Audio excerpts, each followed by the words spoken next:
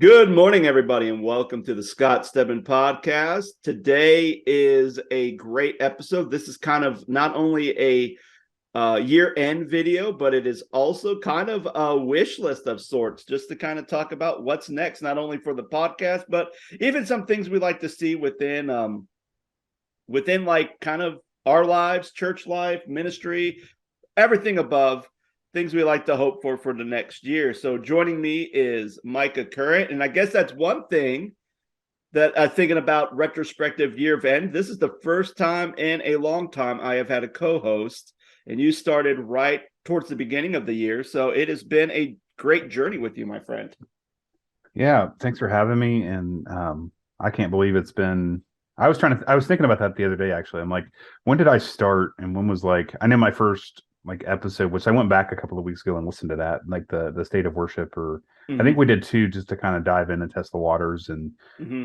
it's been a great partnership, and I've Oh, enjoyed yeah. every episode. And um, yeah, I think it gives us a good chance to reflect on the year that we've had and kind of like dreaming towards the future and what we want to do. And um, yeah, just glad to be here. Yeah, absolutely. And it is. There's just been a lot that has happened this year. Like I can even think about probably one of the first episodes of the year. I was still deep in the whole deconstruction series, which I started last year in the fall, and just kind of was progressively going through that each week, and then ended up having a kind of a get together, like a reunion episode, a couple episodes later on, where just kind of where is everyone at, and I thought that was kind of a good, interesting episode. So yeah, it's been quite the year. But before we start diving into everything the Stedman podcast, stories gone wild segment in here. I'll throw this little alien up here. Whoa, because why not? It's like a running joke between It's me and sort Micah. So it's sort we're of gonna like include the you. I just play with this. It's like my fidget spinner, but I just like move this around before we record. it's it's kind of like the Age of Ultron joke in the Nerd Talk with Jordan Halstead podcast. Yeah, it's like the alien. These are the days But of the alien. these are the days of the alien. Oh goodness. So, you have any weird stories, Micah? Weird story, either something that happened this week or maybe something that happened through the progression of this podcast you like to Already, remember? already this morning. Um, not so much weird, and I think yours is going to top mine hands down this week. But I do social media marketing for a small church in the area that I live Mm, in, and what that means simply is I keep their YouTube page up to date. I keep their web page up to date. I keep social media up to date, and I post on their platforms, every day during the week, and invite people to church, and just kind of have contracted that work out just to do a couple of you know things for them because they don't have somebody that can do it. And I've led worship at that church, and I've worked at that church before. And so with our episode last week, when we talked kind of about the process of what churches are doing this year for Christmas, with it being on a mm-hmm. Sunday. Are they doing Christmas Eve? Are they doing multiple Christmas Eve services? Are they doing Sunday morning? Are they doing Christmas Eve and Sunday morning? Are they doing Sunday morning online only? And so, if you haven't yet, go back and check that episode out, because I listened to it the other day, and it was pretty cool to kind of just reflect on what churches are doing and what they're not doing, Mm-hmm. specifically in respect to the holiday season this year. So anyway, the church that I do this marketing for, uh, I reached out to the creative arts pastor yesterday, and I said, "Hey, how did service go? Just wanted to touch base about this week's, social media postings and, Facebook events, if I need to create any, and, what is the church doing for, Christmas Eve/Christmas, so that I can promote that online." And he responded back, Scott, with, "We're just doing Sunday morning. We're not even going to do a Christmas Eve service." Mm. And it was completely opposite to everything that we talked about last week in our other episode. It was Oh like yeah. the majority of churches are doing Christmas Eve, and they're kind of leaving Christmas Day in the dust. Like Christmas Eve is their big production. And it's, you know, most churches, at least, and when I listen back to our episodes, Scott, I don't remember if you said what your church is doing or not. In Yeah, respect, we're doing 3 Christmas Eve services, and then we have a combined service because we have 2 services on a regular Sunday, but we're yeah, having one combined service at 10 okay. on Sunday. So, So 4 services total. okay. So I was just shocked because most churches, like, I would almost say that Christmas Eve is one of your bigger services of the year, similar to Easter, more so than Christmas on a Sunday. And that sounds terrible coming out of my mouth. I don't know if you would agree with that, but the production side of things with Christmas Eve, I think, would be more like, let's just say that you have Christmas Eve on a Thursday and Christmas is on a Friday, and then you have church Mm-hmm. that following Sunday. Your Christmas Eve, you're going to go out all out for your Christmas Eve service if it's on that Thursday night, right? So, Yeah. I was just really surprised when I messaged him and he was like, I think we're actually just doing we're actually just going to do the Christmas Day service and we're not doing Christmas Eve. And I'm like, Wow. that's surprising because most churches would do the opposite, especially with Yeah. the conversation we had last week with most churches doing, one if not a couple of Christmas Eve services and then doing their Sunday morning experience online only. So it was kind of Mm-hmm. surprising to see. It'll be surprising to see how many churches, or I'm sorry, how many people actually show up to church on Sunday morning with it being on Christmas in a post Mm-hmm. pandemic world, like a post COVID world with the church being online, because people can just watch it online. It may not be Yeah. their home church, but they'll watch it online, right? They'll watch Yeah. Bethel or Elevation or whoever. So yeah, that Yeah, was kind of and I feel like with Christmas Eve, like that would be like for me, if I was, if I was in the lead pastor position, if I was going to cancel a service, I don't think it'd be Christmas Eve because I feel like Christmas Eve is usually when you get all your families together, they're in town, and then usually Christmas Day is stereotypically is when you have your family gathering, you travel for food, you open up gifts, all that stuff. So Christmas Eve would be kind of the Super Bowl, and sure. then Christmas Day is kind of the aftermath. Um, yeah, so I would say, that's definitely is a bit strange that they decided to do that. What Um, would you, if you were planning a service, like, okay, if like you and I were on staff at a church together, which we're not, and like this is a scenario that we were given, Christmas Eve is on Saturday, Christmas is on Sunday, what would you do? Like, oh, how would you plan? Like, here's what I would do. I would go all out for Christmas Eve, right?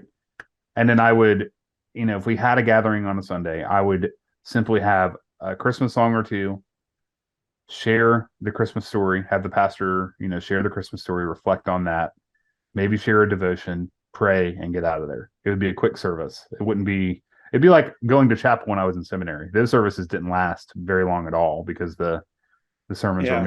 maybe 15, 20 minutes and there was Yeah, a couple. I think I would probably do the same thing, just like couple Christmas songs, nice little Advent reflection or Christmas Day reflection, and then maybe sing another song Pray and and get then out of there.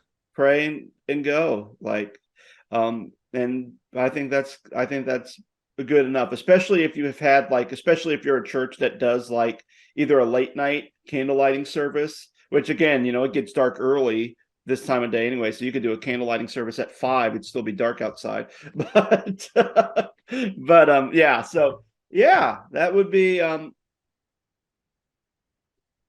I think that's the way I would probably go, unless my Christmas Eve service I did something a little bit different, or I'm going to do something a little bit different on Christmas Day. It just depends on how I'm going to do those together. But that usually happens like once every few years, where you have those back to back Christmas Eve, Christmas Day um, uh, sermons.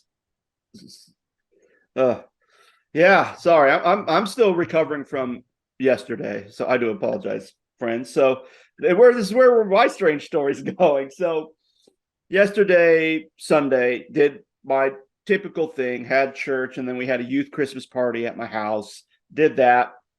That was good, good times. And then afterwards, I went to a metal show at a club called the Ace of Cups in Columbus. It was Silent Planet, Phineas, Earth Groans, and uh, Cold Embrace is a local band. The previous three bands I mentioned were Solid State bands, Solid State Records, bands I listened to for $20. So you can't beat that. So afterwards, youth is over. Once my last teens leave, let my dog out. I go to the bathroom, get my car. I drive out there early, and I'm waiting in line, and I'm trying to find parking. I'm scared to death that my car is going to get towed because I'm parking somewhere. It's like, well, there's not a sign that says I'm going to get towed, but there's a sign right next to the car saying this is for this person's parking only. You will be towed. I'm like, oh gosh. I have a really funny story to piggyback off of that when you're done. So go. Okay. So remind me to tell you that. All right, cool. So I don't know if I'm going to get towed. So then I go, and it's like, okay, now I'm debating because I have on my car, I have like a little keypad that I can unlock my door, thinking maybe I should throw my keys in here. Then I'm thinking, no, I'm not going to, because what if my car gets towed? Then I don't have my keys in case if someone needs to pick me up and just take me to my house. So I put my keys in my coat. I zip up both my zippers on my coat so nothing in my pockets fall out. Waiting in line, talking to this guy. We finally get in. There, first of all, you go through the door and it says absolutely no knives or guns. That's the first sign you see when you enter it, which you're like, oh, cool. I'm glad I just walked into this place. And then they have a guy who scanning me with a metal scanner saying, did you bring any knives or guns? I'm like, nope. We walk in here, and it's a small venue, but I'm thinking, okay, but they said, oh, they're close to selling out, like 8 more tickets before they completely have sold every single ticket they have. Okay. So people are coming in, wonderful. But I go in this place, and they have a bar, and people, every time when I've been to a venue where I've seen a show where they have a bar, usually you're getting cans or you're getting like plastic Solo cups. Mm-hmm. For obvious reasons that you don't, if someone gets a little bit too tipsy and you're listening to a metal show, you don't want someone to mess you up. We don't want it to become like an old Wild West saloon in there.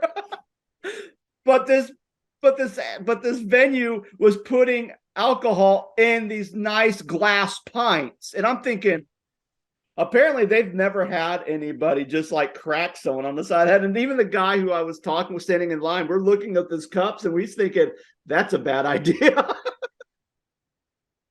Not only that, but then even like if you're just sitting there and you're drinking it and there's a pit going on and you get bumped and you drop that glass, there's going to be broken glass all over the floor that people are stepping on or people are falling on. So I'm like, that's weird. They had a TV, they were playing the movie Battle Royale, which I don't know if you are familiar with that movie or not. I'm like, this place is already weird. So then we get to the show. Opening act plays. They play a couple songs. They're good. Earth Groans plays. They're good. And then it's interesting to see how much the lead singers in metal bands, how much they can command the audience. Because they're like, I want you to open this up. And then everyone just like, it's like the Red Sea just parts, like he's Moses. And then he's like, go. And everyone just starts running into each other. And I'm like the old guy standing in the back. It's like, I love the music, but I'm not getting in the pit. But more people are still coming into the building to the point where now I'm shoulder to shoulder. There's people who are trying to walk through to get to the bar and walk back to their spot. So I'm constantly getting pushed back, and I'm right by the soundboard. So every time I'm pushing back, I'm leaning against the soundboard. I'm like, this isn't going to be good. So Earth Groans plays, they're done. They do a sound check. And again, I have earplugs in. And it still sounds loud with me having both my plugs in correctly, which made me wonder how, as a kid, I would stand right next to a speaker during like a punk show and not have any ear protection. Just stupid me. But end of it, Phineas is playing. Everyone's getting rowdy. People are pushing. I'm finally pushed so much so 3 people go back into me. I go back, and another person goes back and standing by soundboard. Soundboard's about to go out, and luckily there was another person who was behind me who grabbed the soundboard and pushed it back so that it wouldn't fall over. And all the while, Micah, what do you think is the clientele for metal shows? Who shows up to metal shows besides weird me? Metalheads. You would think so, but how would you describe a metalhead, like by their look? Are you just like how they're dressed and How their they're hair dressed, how and they looked, hair, everything. how, because I went through this phase in high school. I, would wear all black and paint my fingernails black and wear eyeliner and spike my hair. At one point, I grew my hair really long and I wore chains and spikes and studs and had my ears pierced and Yeah. all that stuff. And that would have been exactly me going to a punk show. I would wear like get to go to Quantum Hut, get the leather bracelets with the spikes on it, like act like I'm a spike my hair, color it. I go to the show and literally it's like maybe one guy was dressed like that, like had the black makeup on, looked like he was like a vampire that just rose from the dead and wanted to go to a metal show before he had to go back to his coffin. No, there's people who are like wearing Crocs and khakis and polos. It's like stuff I wear to work. And people are there's someone wearing a Bengals jersey and like a baseball cap. I'm thinking, man, times have changed. It's like normal people just walking into this place and just like, oh, hey, I'm here to see a metal show. There's people who you had young kids, you had people who are me, you had like grandpas in the back doing that. I was like, this is like the weirdest like crowd. So make a long story short, everything was great. I start to leave, and of course, when you leave, there's no readmittance. I leave. I walk to my car. I can't find my keys. And I only have like 3% battery life left on my phone. I'm like, crap, what am I going to do? So I walk all the way back. And this is why I think metal shows are great, because even though there's that perception of people who are brooding and dark and want to beat up people, I mean, people are having fun. People, if someone falls down, everyone stops, picks them back up. And everyone's just so nice. So I get back to the thing going, they go, hey, what's up, man? I go, hey, I can't find my keys. Literally, this guy just picks up, here's your keys, sir. I'm like, oh, thank you. So I grabbed my keys. I was able to go home. It's like, so I tell that story because I know some of our people who listen, they probably have never been to a metal show in their life. But I'm going to tell you, it's not as scary as you think it is. It's like going to like a corporate business meeting with like loud music. Imagine sitting in a church boardroom and then you just have like a guy like wailing on a guitar and going,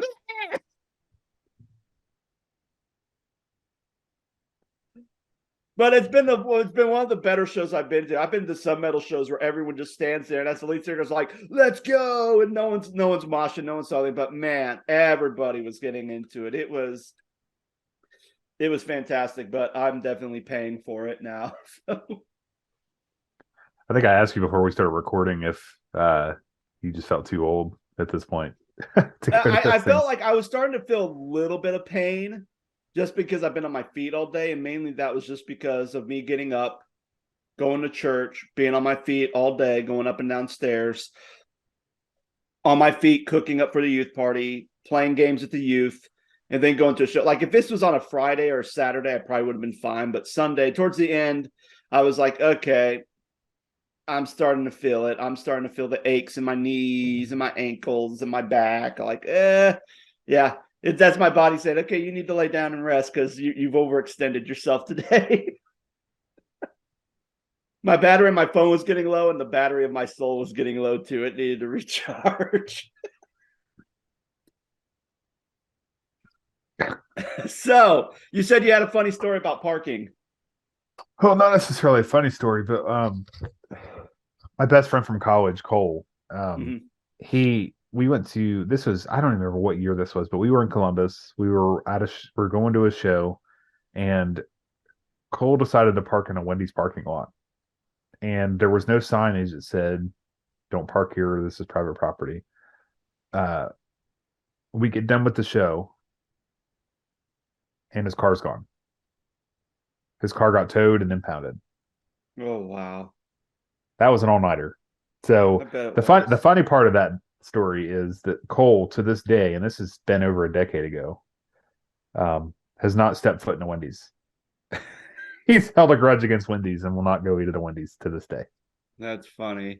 That's funny. So Micah, thinking back to this year of the Scott Stedman podcast, what were some of your perspectives? What were some of your favorite episodes to record? And everything in between, like, well, I mean, again, you're new. You just kind of signed on as co-host. We did it, like you said, we did a couple episodes, and then I think one of the episodes I officially announced that you were my co-host. So tell me about that journey. Yeah, I've shared this on the other podcast that I record on frequently with Jordan Halstead. And, Mm-hmm. the a dream of mine for years and years was to podcast. Mm-hmm. And it wasn't that I didn't know how to do it, but I also wanted to do it with other people and kind of uh, who shared those interests with me. And two of my passions are ministry and comic book nerddom. I guess that's the right word for it. Um, and just really talk about my passion for ministry and passion for being a nerd. And so uh, the the journey is kind of simple though, right? It's like I've always wanted to do it, and within the same year, Jordan got a hold of me and asked me if I wanted to jump on an episode of Nerd Talk. And it's funny because I ended up being the co-host on that, and I am the co-host on that. And I think my very first episode, if I look back on it, I think it was with you, and we did an episode on WandaVision, the Disney Plus series for Marvel. And Yeah. um, then Yeah. you and I kind of talked, and I started jumping on your show, and the rest is history. But if I could pick, it's hard to there's 52 weeks in a year, so if I could pick two or three episodes that were my favorite, probably one of the first ones I did with you, which was the worship episode, the state of worship, post COVID, and another episode we did was like on communications and marketing. Mm-hmm. That was really cool. And then probably the preacher's kid episode, uh, talking about me being a pastor's kid and Jordan being a pastor's kid and you being a pastor's grandkid, I guess is the Yeah. right Mm-hmm. the right verbiage. But all three of those Yeah. episodes uh, were pretty powerful to me. And I full disclaimer, I go back every week and I listen just to make sure I don't sound like a complete and total buffoon on your show. Yeah. But yeah, it's cool to see what we do come to life through the power of podcasting, through the power of the internet, through the power of just speaking about our experiences. And the the interesting piece of that is, you and I are both ordained in the Church of God, Anderson, and we've shared that numerous times on the show. But like, they're kind of wanting to do this 5-year review thing with ordained Mm-hmm. pastors, and you and I had this discussion on the phone a couple of weeks ago. But it's like, does this count as a ministry? And I would say yes, Mm-hmm. because we're recording and we're talking about tough and difficult topics that revolve around the church and revolve around ministry. And And especially topics where you can't really have those from discussions the pulpit. from the pulpit. Yeah. Yep. And so, this is a less formal approach for sure, but this could reach somebody uh, anywhere, literally anywhere. And so, yeah.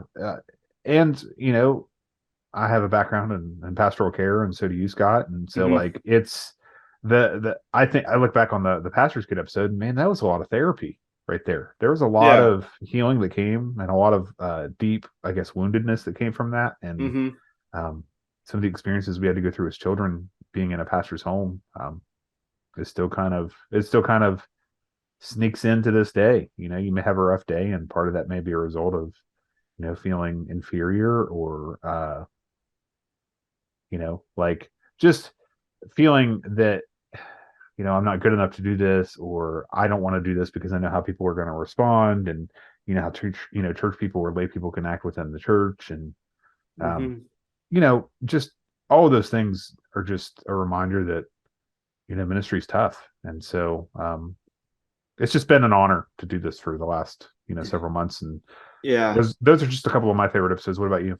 Oh man, I feel like there's a lot of great episodes that dropped this year, and I think probably the first one would be when I got during the deconstruction series last year. I got reconnected with my roommate at Anderson, Phil, and we talked about his story, how he grew up in the Church of God and actually went to Church of God school, dropped out, and then eventually he started going to like a lot of these different churches, like Protestant churches, and he just felt like there was a lot of issues he had with them, and then he started talking to a girl, and they were dating, and they really liked each other, and then she kind of dropped that she was Catholic, and thought that would scare Phil off, and he said no, and then he actually ended up becoming a Catholic, and so that was a story of someone who is a Protestant going Catholic. So that was a great story. But me and him actually joined together because both of us,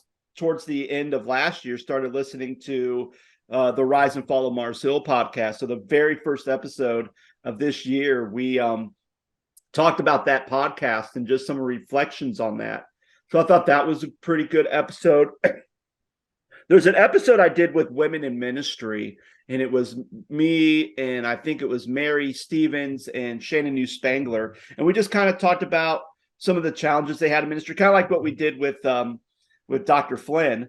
That was another one that was awesome. Yeah, that one's probably towards the year end. That's probably like one of our better ones we did. But it was just nice hearing their side of being in ministry and kind of some of the challenges they have, but even some of the great things they had. And then, wow, there's it's hard. It's hard. I think you talked about the pastor's kid one kind of being like a good conversation and a thing of a therapy. And I would say probably, I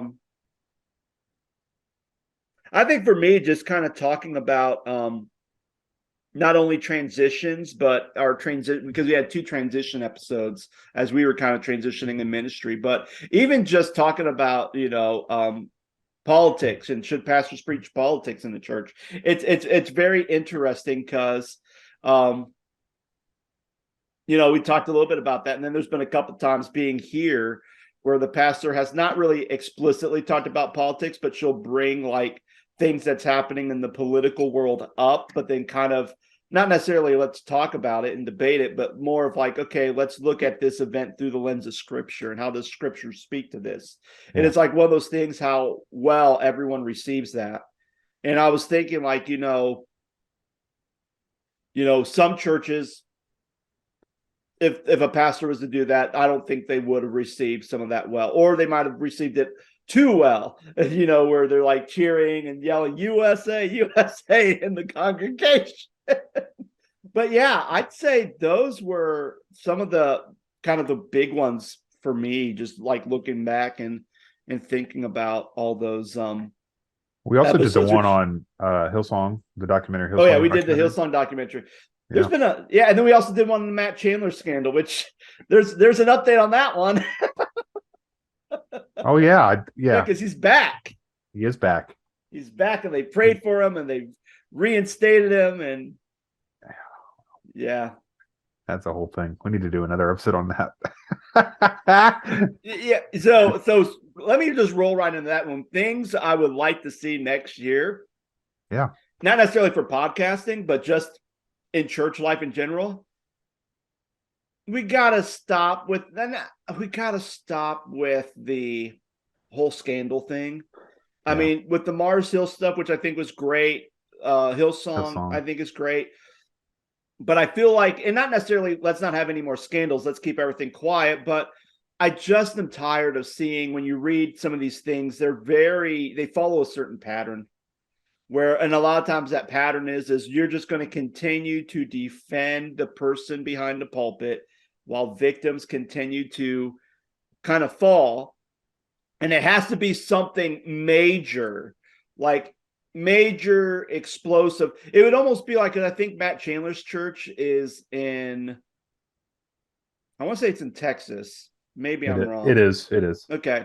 But it had to be something like the San Antonio Times do an expose on the church and really bring up a lot of dirt, kind of like what they did with a couple churches in the SBC, which brought up a bunch of stuff that they're still trying to navigate and figure out to these years. I just feel like churches just need to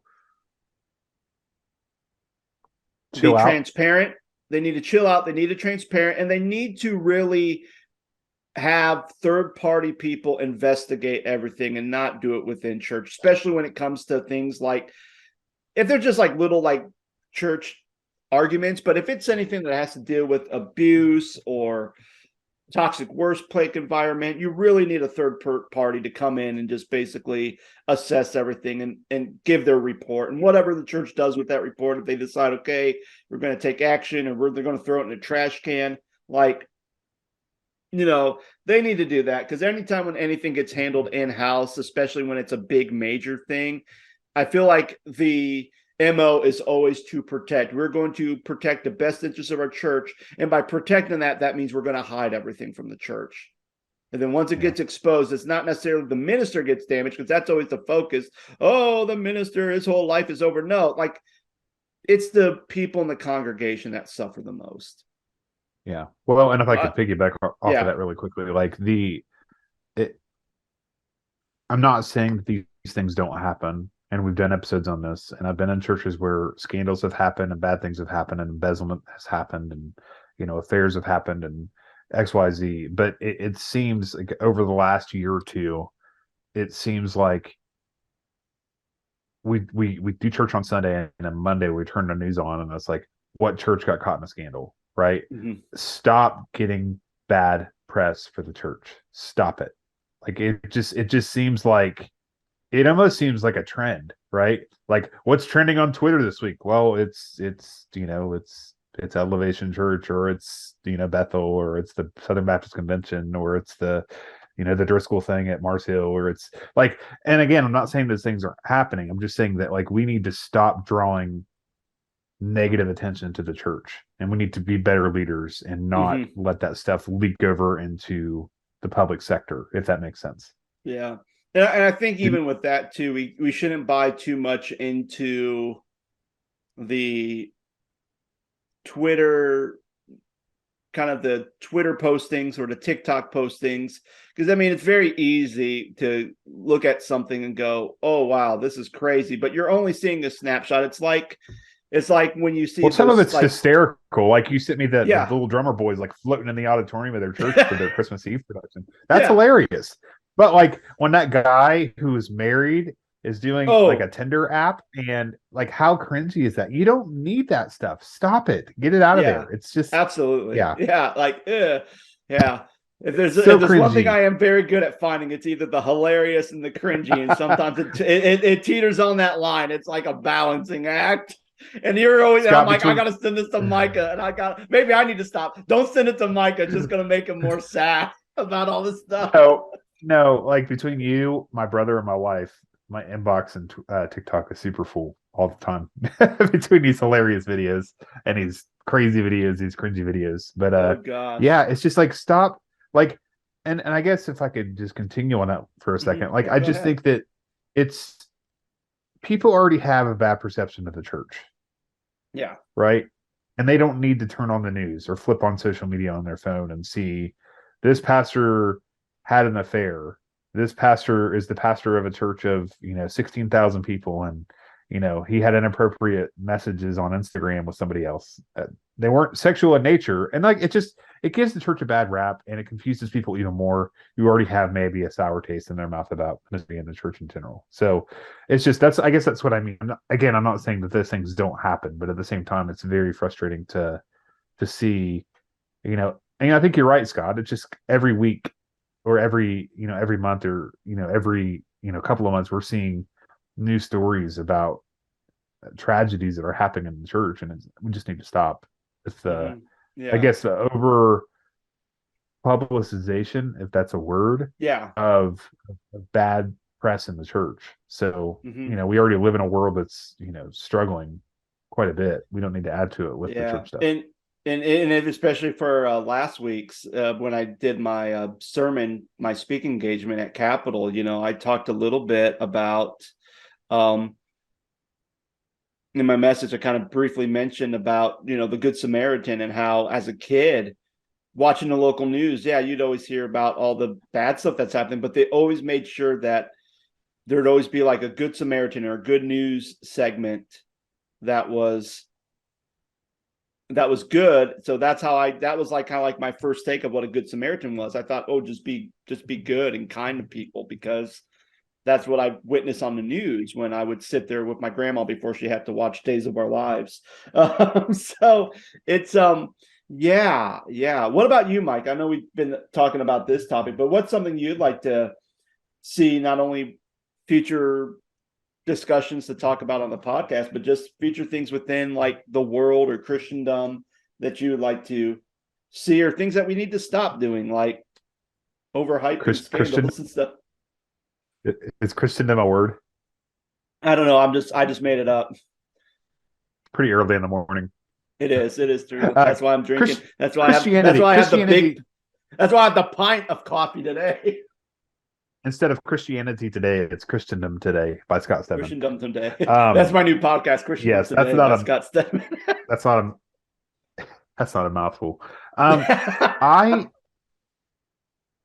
I was thinking about it this morning and like last night as I was reflecting and trying to think about some episodes that we should do this coming year. And one of the I I want to have a candid conversation about the Church of God Mm, and how I feel about it, how you feel about it, how we feel it's going, um, where do we think it's going, uh, and be just brutally honest about it. It's mm, it's to me, it's not lost uh, on me thinking about the future of the Church of God. And we had, Jeanette Flynn on a couple of weeks ago, and she's brutally honest, and she's held leadership roles within, larger roles within leadership in the national spectrum, on and off for her entire career. And at one point was considered for the general director position, I think. mm, And just I'm kind of I'm hurt about it. I feel a little bit broken and a little upset, and just the idea of where are we in 10 years, right? Where are our parents who serve in ministry in 10 years? Uh, where is the church, or I'm sorry, the movement in 10 years, in respect to what we know and how many churches are still active, and just having a candid conversation about, what we think of the Church of God. And, Scott, I'd love to hear your opinion. I mean, you know, you're serving in a UMC church right now, and one day would you go back to a Church of God Anderson church? Would you? I mean, mm-hmm. you've kept your credentials. I've kept my credentials. I've served in multiple churches over the last couple of years that are not Church of God, Church of God Anderson. But yeah, just having a candid conversation about that. And then kind of another episode I've thought about was, what if we had our wives on Mm-hmm. and had the conversation, with our wives about, we did a pastor's kids episode. What if we had Yeah. pastor's wives episode where, we get their perspective and their take on being a spouse of a pastor, and, what does that look like in 2022? And, for that it'd be 2023 by the time we record that episode. But like, what are their thoughts on ministry? What are their thoughts on being married to clergy, somebody who serves in the ministry, and what kind of toll does it take on them Yeah. being married to pastor? So Mm-hmm. that's another episode I thought about. And then, Yeah. finally, I would just love to have kind of like an interview series where Mm-hmm. we just interview different pastors that we know, and just have a candid conversation, similar to what we did with Jeanette Flynn. Mm-hmm. Yeah. So Yeah. Those all sound great. And I think those are great ones. I know for me, it's been interesting because I think it's ever since the fall of last year, I've kind of mostly spoken on stuff more about religion. Where when I first started this podcast, it was always about religion and psychology and even things of entertainment too. And even though I still love talking about psychology and even still like looking at like film and pulling out spiritual themes from certain films, like I just feel like I'm kind of been content with just because I think there's just so much going on within the Christian world, not only at large, but even within our own movement. And yeah, like I think you and I have kind of like laid eggs to talk about some of our frustration with just kind of some of the things happening within the COG. But then I think having that episode with Jeanette Flynn, like really, she like hatched those eggs. like she hatched those eggs. And I mean, and I know you mentioned, and again, like I've kind of been like pseudo quiet about me serving in a UMC church, but the only reason why I'm serving in a UMC church is because the Church of God system, I'm trying to find a placement for Church of God ministers has been flawed. Minister Yeah. Connector wasn't working. It was broken. And then they finally took it down. And for a pastor who has 2 kids and a wife and need to find a job, I have to go through different church job hunting sites to just find Yeah. work, to do ministry. And, so yeah, like, you asked the question, would I ever go back to the Church of God? Yeah, I love the Church of God. I would love to serve in the Church of God church. At the same time, I feel like, God has called me here. And it has been Which is evident good. too, because there's been a lot of things at the church I'm working at now that there's certain things that they have missed, I guess, as far as certain things with, not necessarily like things with their theology or things within like their leadership, but I think just not having a Well, there's a lack of leader for, transparency. yeah, I mean, more transparency, but even not even having a leader for children and youth that have lasted longer than a year, and how Yeah. that has affected the church, because they haven't had anyone who has not only been the pastor to parents, to not only the children and the youth here, but been a pastor to the parents and really been there to mentor them and to love them and do it for a long period of time. And I mean, that's the thing. I think that's one of the blessings and the curse of the UMC is, since everything's appointed, if you're a pastor and you're like, okay, I'm done here, the bishop of the UMC will say, okay, we're going to put you over here, and they'll move you, and you have the security of having a place to serve and a place to, but Sure. at the same Or time, you're they like a could also certain place for a say, number of years. yeah. Or at the same time, they could say, you're doing a great job here. We think your skills could really help benefit this church. You're going to move you, and you've only been there for 2 years. And especially from what I see from church statistics, it takes about 7 years for a church to completely buy in and trust the leadership and kind Yeah. of really 100% take hold and move in the direction that the pastor or the leader has forward. And it's like 13 years before you actually start seeing the fruit of that. And yet you can't see any fruit when you're constantly cutting your crops every 3 years. You get a little bit of growth, you cut it down, and it's not even pruning. You have to like grow something from, sometimes you have to grow something from just a seed. And right when it has a little bit of a sprout, you're pruning a sprout, and it's like it's not going to grow. And I think in some ways that's kind of an issue with church in general, and just how we're seeing, just less than 3 years as far as a lead pastor's time in church. But even within our movement, I think, Micah, you've mentioned it a couple of times, 18 months is Yeah. the average for longevity of a lead pastor role in the Church of God, which is sad. No wonder Church of God churches are closing every year. And I mean, churches are closing every year in general, but no wonder our little small, but for a small movement, 1 door or 2 door churches closing is a big deal, because we're not that big. And Right. we try to be big, but I feel like Jeanette says, we don't have any type of vision in some ways. Like, we have a vision, but we don't have a good foundation, because we've kind of said, well, we have no creed. But then who are we? Yeah. Well, and Who are two, we? yeah, exactly. And two, the whole idea of uh painting this picture of what we're not is, this is very like when Jim Lyon took over, and I think it was like 2013 or Mm-hmm. 2012 or something like that. Yeah. Like I remember sitting at the national convention of the Church of God in Oklahoma City at Crossings Community Church, and like Jim Lyon walked out and he has this team, right? And this team's going to cover the Pacific Northwest and the Southwest and the Northeast and the Southeast and Canada and the world and beyond. And it's like, that's all great, but like, what?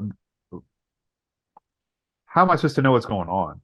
I guess is what I'm saying. And so like, not everybody can make it to conventions. Some people are bivocational pastors. Some people, don't have the money or the means to travel and do those things. Uh, and I'm not saying go back to the glory days of having Anderson camp meeting by any means, but Mm-hmm. like it's hard to to navigate some of that stuff if you've got churches that are smaller in nature and they don't support that kind of stuff and they don't understand that because, oh, okay, it's the Scott Stedman Church of God, but like, okay, we're this small little church, but we don't really know anything on the macro scale of who we are, or what we believe, and why. So, you know, another set of topics that would be pretty cool to have a conversation, not necessarily a debate, but a conversation, but like talk about things like grace and salvation Yeah. and other deeper theological conversations where you know not to sit there and proclaim that we know the answers of the right answer, but to have but to have like Yeah. those deeper intimate conversations about I had a conversation in a coffee shop a couple of weeks ago about salvation, and she was like, "Aren't you ordained in the Church of God?" And I was like, "Yeah." And she's like, "Well, what do they mean, or what do they believe in reference to salvation?" I'm like, "Well, if you believe that Jesus is Lord and Savior, then you're going to be saved." But we also believe in backsliding and falling away from Christianity and our belief in God. And uh, this person was Baptist, and so the Mhm. whole conversation was brought up about security, eternal security, and Yeah. once saved, always saved. And she's like, "Well, why would you believe that?" And I was like, "Well, it's just we got into a deeper conversation." So not to belabor that, I just think that it would be cool to have a conversation, different conversations about different things. We did Yeah. things like we talked earlier in the year about like elements like communion, and we talked Yeah. about you know offering tithes and offerings and other different pieces of Yeah. church. Kind of like more like church practices, but not really deep dive theology stuff, which I think that'd be great topic too, especially since I'm working on my doctorate, and part of my big emphasis is on John 13 through 17, which in John 13 is foot washing, which is considered an ordinance of the Church of God. Yeah, Um, and not and all then churches even do just that. not all churches do that. And then also just, I work in a church now where they don't have ordinances, they have sacraments.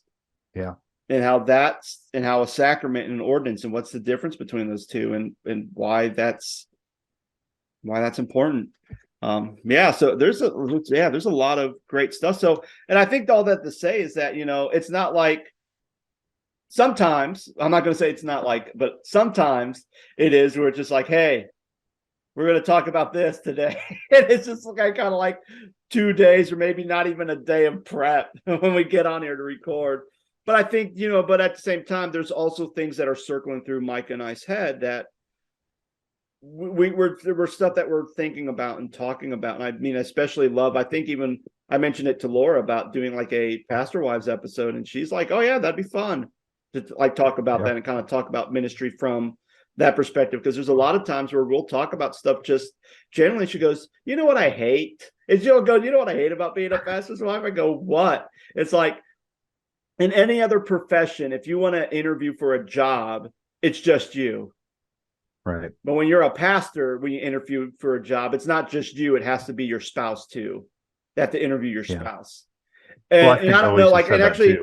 that was one thing we talked about with when I talked with Mary and Shannon, is I mentioned that to them, like, hey, does your husband have to be interviewed?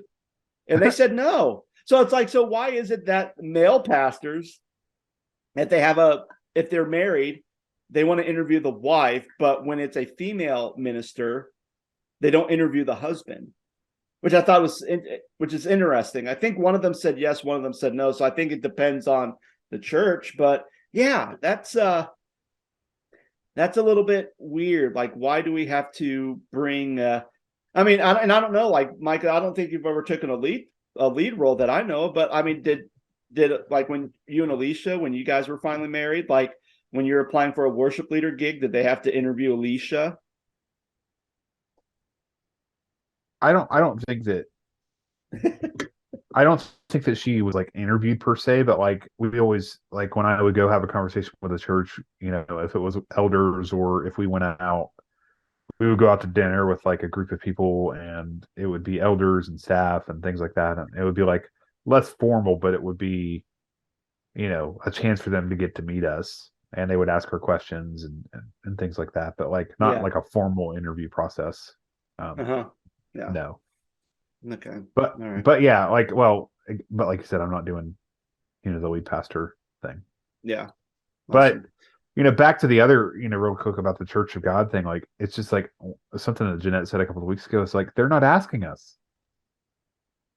Nobody's asking us, and I don't, and like, and I think my response to Jeanette in that episode was, they don't ask us, and I don't want a survey in my inbox on my email about what kind of news outlet do you watch, or where do you go to church, or how many people go to your church, or like those are statistics and analytics that you need for your denomination and your movement.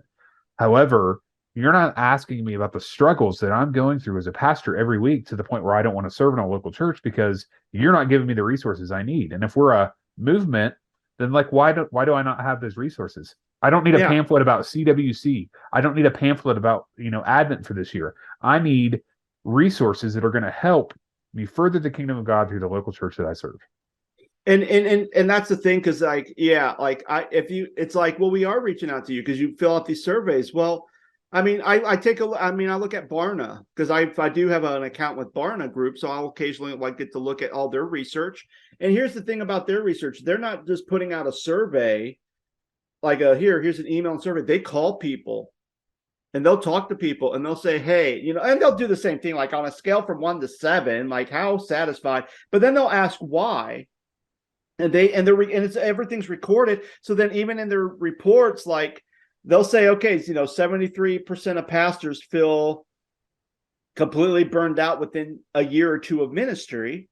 And then they'll have these sound bites where these quotes from real people that say, here's kind of the struggles I have.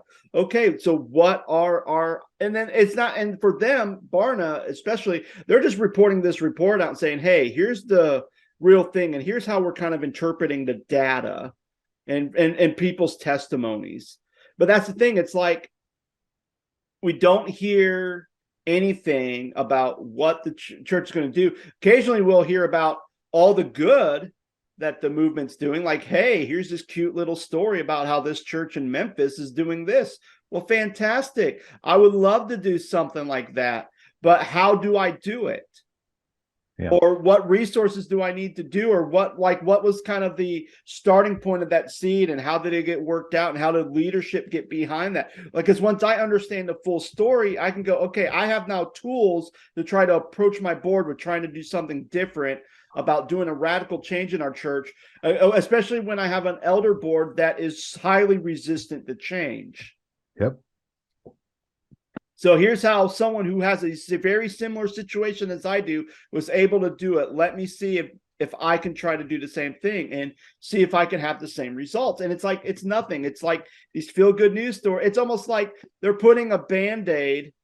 I bet you anything. It's like the great and powerful Oz. We see this great spectacle of here's everything great happening in our movement. And yet we see one person back there pulling all the levers and gears. And it's like, we just need, I think, just for all the pastors, they need something, and then they rely on their, and then, I think National would say, well, you have your state minister. Well, I know, like in state ministry, let's have a conversation about that. But I mean, I think about state ministers. I mean, as much as I love talking to our state ministers, they can't do it all. Or they can't do it, but they also have, and sometimes they don't even have the resources to do it. Well, they also don't have. Sometimes if depending on how your board is set up, your eldership is set up, and the structure of your bylaws of your church, they may or may not even have any. They may not have a say in the matter at all, right? Yeah. They can just encourage you to do this or do that or resign or tell you that it's time to move on, but they can't. They literally cannot come into a church and tell you how to do something. Exactly. And it's not, and we don't really need them, but we need the resources. And a lot of times resources like, well, here's my 2 cents. And, but basically it's kind of whatever you want to do. And it's like, yeah, it's very frustrating. I mean, I think the only time I had anything was when there was a bunch of weird stuff going on and there was like these accusations against me. And I actually contacted the state. Said, hey, is there any way we can get a third party to investigate that? Because I feel like I'm saying one thing, someone else is saying the other thing, and it's kind of a very dicey situation. And luckily they said, yeah, we could send our credential team out to investigate everything. I said, okay. And then once I brought that up to my elder board, then pretty quickly the naysayers were like, yeah, no, thank you. And they left the church, which, good for them. Good for me too. So, yeah. But I mean, that was probably the extent that I actually saw someone say, okay, here's what we can do. And if you want me to do it, talk. And it was more like, here's what we can do.